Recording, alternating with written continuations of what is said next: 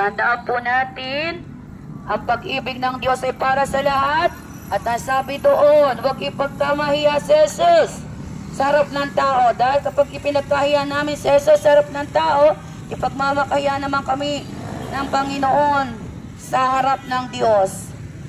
Kaya po walang dapat ikahiya. Ang ginagawa namin ay magbahagi ng salita ng Diyos, kaligtasan, para ang inyong mga kaluluwa ay maligtas din naman. Kung mananampalataya kayo kay Jesucristo. Libre po yan ha, wala po kaming hinihinging kapalit, walang pera, walang sobre. Tandaan nyo, mahal na mahal po ng Diyos sa mga tao. At kailanman ay hindi ninais ng Panginoon na mga tao ay mapahamak o mapunta sa impyerno. Kaso lamang tayo yung magdidesisyon. Ano po?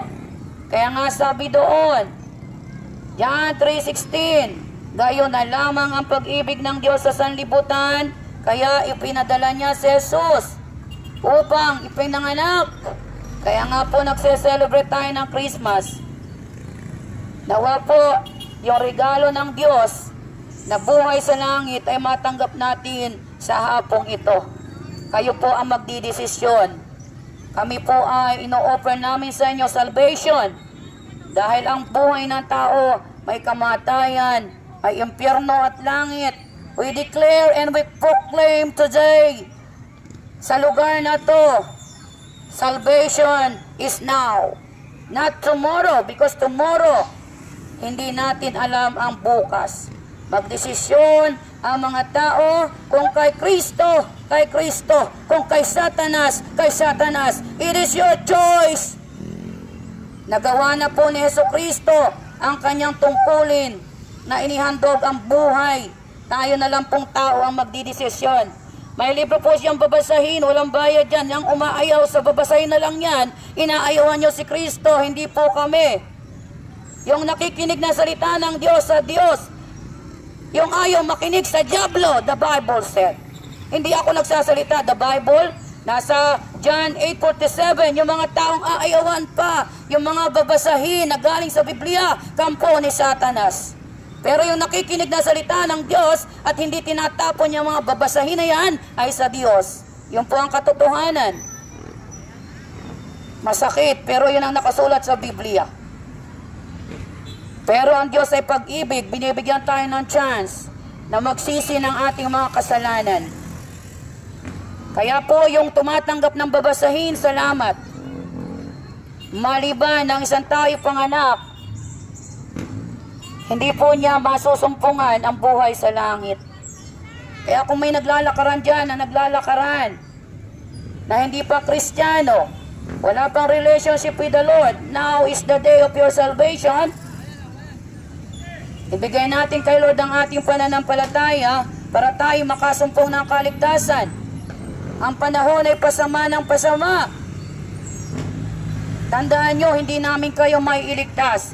Pero si Jesus Christ na ipinanganak na pako sa cross ang siya magliligtas sa atin.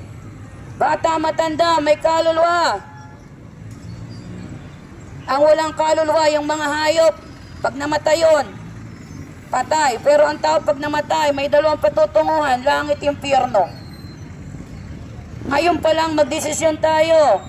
Kasi kapag tinapong ka na sa impyerno, wala nang desisyon doon. Wala nang balikan. Kaya makinig. Makinig ang may tainga, sabi doon. Makinig ang may mga tainga, habang pwede pang makinig. Dahil darating ang panahon, ang mga tao ay kakatihin ang tenga, hindi na makikinig na salita ng Diyos. Kung ano lang yung gusto nilang pakinggan, yun ang papakinggan. Pero tandaan natin, God is offering salvation. John 3:3, you must be born again to see the kingdom of God. Now is the day of your salvation. Repent and be born again before it's too late. Jesus Christ is coming. Jesus Christ is coming. Malapit nang bumalik ang Panginoon. May rapture na magaganap. At yung mga mananampalataya na may Kristo sa puso, dadagitin, mawawala ang mga tao. At yung maiiwanan, maghihirap sa panahon ni Antichrist. Kaya listen to the Word of God. Bumili ng Biblia. Basahin upang makasumpong na ang kaligtasan. Tandaan natin.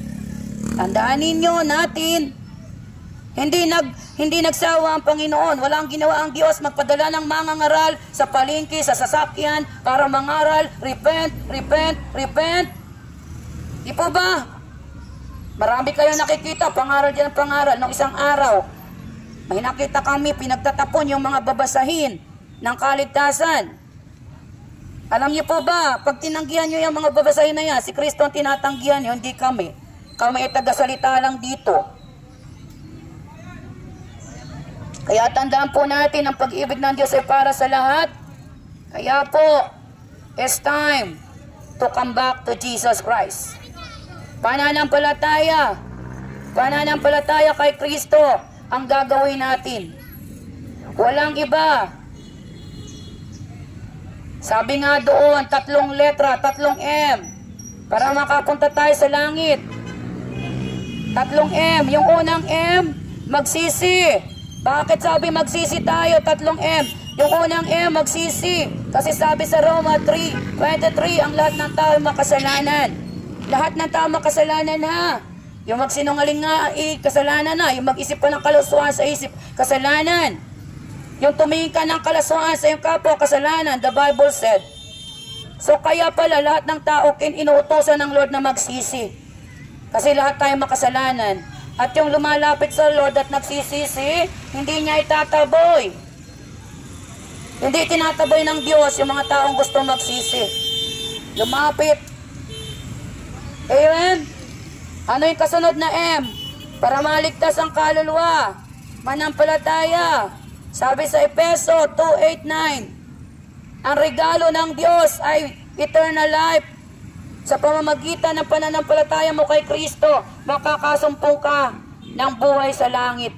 Bakit po sa pananampalataya at hindi sa mabuting gawa ang kaligtasan? Kasi kapag mabuting gawa ang babasihan ng kaligtasan, maraming magyayabang. Dahil maraming tao ang gumagawa ng mabuti. Kaya ang batayan ng Panginoon para ka maligtas, yung pananampalataya mo. Pananampalataya na may kasamang gawa. Pananampalataya. Kaya po tandaan natin, ang panahon ay nagdudumali na because Jesus Christ is coming. Kaya po magdesisyon po tayo. Ano yung kasunod na M? Manatili kay Kristo. Sumilong po yung mga tao. Pagdating ng panahon, padadamihin nila yung walking pneumonia na yan. Tapos ikukulong na naman ang mga tao.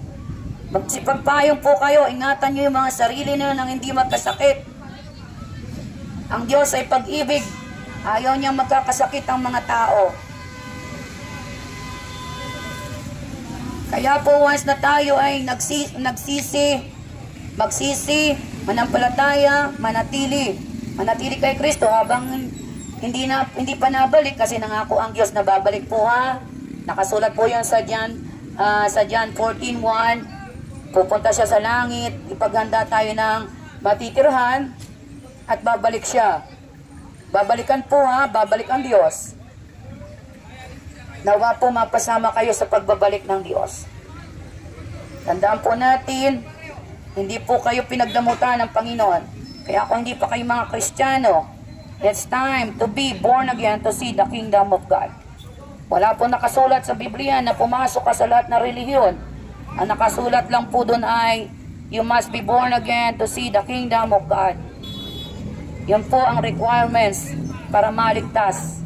You must be born again to see the kingdom of God. Wala pong ibang paraan. Because Jesus Christ is the only way, the truth, and the life. No one comes to the Father except Jesus Christ. Kaya po tandaan natin sa hapong ito, nagpadala ang Panginoon na patuloy na mangaral, kasi kung walang mangangaral, walang makakarinig. At kung walang makakarinig, paano po maliligtas ang tao? At kung walang isusugo ang Diyos para mangaral, paano po? Dahil ang pananampalataya ay lalago kapag nakarinig po tayo. Ano marinig natin? Salita ng Diyos, hindi yung chismis ng buhay ng kapwa mo. Ang sabi doon, maliligtas tayo sa pakikinig na salita ng Diyos. Hindi yung marites ng marites. I-marites natin yung salita ng Diyos para marami pang maligtas. Kayo ba mga anak, Christian na kayo? Sino po ang mga born again dyan na hindi mahihiya? Iniligtas po tayo ng Panginoon para ibahagi ang kaligtasan, hindi ipagkahiya. Walang dapat ikahiya. Si Jesus yung namatay sa krus, hindi kung sino. Kaya Panginoon, salamat po sa mga taong ito. Kahabagan mo po, umuulan na. Pero salamat Panginoon. Alam niyo ba yung mga ulan-ulan na yan, may man-made din? Alam niyo ba na sa talino ng tao, pwede nang gumawa na, pwedeng paulanin sa langit, tsaka yung may clouds, pwede na rin lindol-lindol. Tsaka yung tidal wave, sa katalinuhan ng mga scientists, nakakagawa na sila ng mga pwedeng magpalindol. Pero mananagot ang mga taong yan na gumagawa ng kasamaan. Mananagot sila sa Diyos. God is mighty God, Almighty God. At paparusahan ng Diyos yung mga tao na gumawa ng kasamaan sa mundong ito. Kilala niyo ba si Bill Gates? Si Bill Gates ay isa sa mga kampo ng Diablo na gumagawa ng kasamaan. Marami po, mga Illuminati, kampo ng mga Diablo. Pagdating ng panahon, mananagot sila sa Panginoon dahil sa ginawa nila na panluloko sa mga tao. Kaya ang magagawa natin mga anak, magsisi at tanggapin si Jesucristo bilang Diyos at tagapagligtas. Huwag po tayong mabibingi sa salita ng Diyos. Yung mga nabibingi sa salita ng Diyos ay hindi sa Diyos. Makinig. Mas magandang pakinggan yung salita ng Diyos kaysa sa chismis ng may buhay ng mabuhay. Amen? Kaya salamat po. Ingatan po kayo ni Lord. Saan man kayo pupunta, ingatan kayo ni Lord. Salamat sa mga nakikinig. Amen? May mga babasahin pa po kami. Pag naubos na ito, uuwi na kami. Nagawa na namin yung tungkulin namin na sundin yung sabi ng Lord na magbahagi ka doon, ang dami dong tao. Ang Diyos po ang magliligtas ha, kami lang po ay sunod na sunod. Magbahagi ng kaligtasan. Yung tatanggap ng babasahin, salamat. Yung ayaw naman, bahala ang Panginoon. Oo, yung umaayaw sa babasahin ni Lord ay si Lord ng ayaw. Alam niyo po ba na maraming atheist? Ano yung atheist? Yung mga taong walang Diyos. Pero ang buhay natin galing sa Diyos, mga walang utang na loob sa Lord. Binigyan na nga ng buhay at hininga, hindi pa marunong magpasalamat. Ay, salamat Lord, ako'y nahinga. Samantalang ang daming namamatay. Alam niyo po ba ang daming namamatay? Buhat na nag-pandemic, ang daming namatay, sobra-sobra. Kaya po Lord, salamat po na ideklara ang kabutihan mo, ingatan mo po ang mga taong ito. Salamat po Lord. Bless your name. Amen. Meron pa. Pag naubos yan. Grabe ang ulan, ano? Grabe ang ulan. Grabe ang ulan. Pag ulan na yan, ang dami ng tao.